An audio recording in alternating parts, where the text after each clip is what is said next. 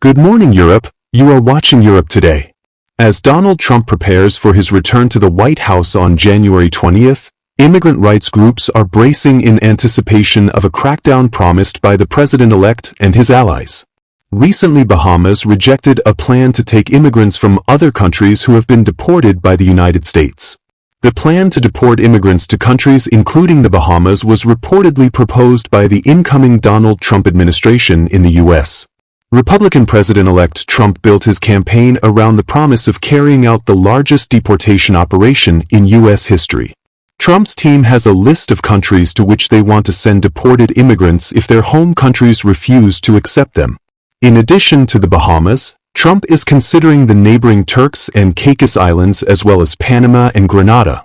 Further details such as whether the immigrants would be allowed to work if they enter such a third country are not known yet.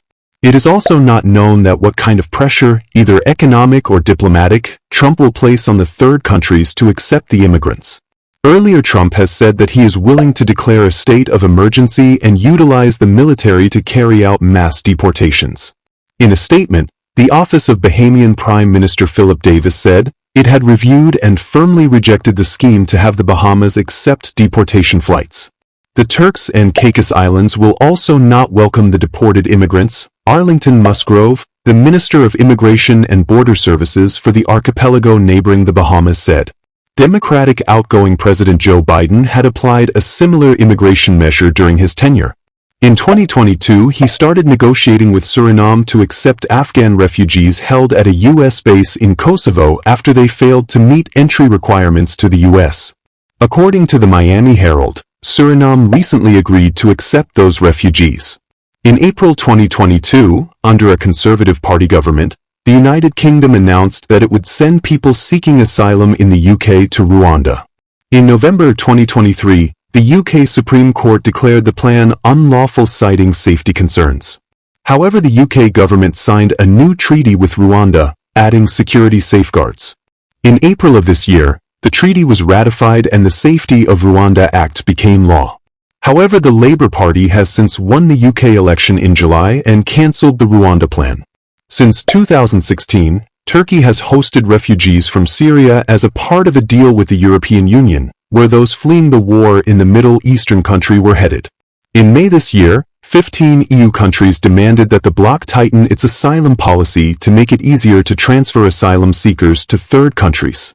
These countries included Austria, Bulgaria, Cyprus, the Czech Republic, Denmark, Finland, Estonia, Greece, Italy, Latvia, Lithuania, Malta, the Netherlands, Poland, and Romania. In February, Italy and Albania signed a 5-year deal for the European nation to transfer asylum seekers from safe countries to detention centers in Albania. But in November, 7 asylum seekers from Bangladesh and Egypt were taken from Albania to Italy after an Italian court rejected the government's request to detain them in the Balkan nation. Trump's deportation plan intends to move people to countries to which they have no links. A mass deportation plan would need the cooperation of many foreign governments. In addition, many lawyers and activists argue that turning away asylum seekers fleeing violence or persecution represents a violation of international law. During Trump's first term, he carried out a similar measure between 2019 and 2020, placing immigrants on a plane to Guatemala. This move, smaller in scale than Trump's current plan, was halted during the COVID-19 pandemic. The U.S. civil rights nonprofit, the American Civil Liberties Union (ACLU), and other pro-immigrant rights groups sued Trump over this plan. The case is still pending in federal court.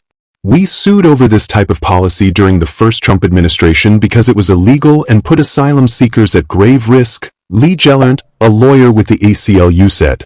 In November, the ACLU released a statement, saying, "We are crystal clear that the next Trump administration will do everything in its power to make mass deportation raids a reality." Thanks for watching Europe Today.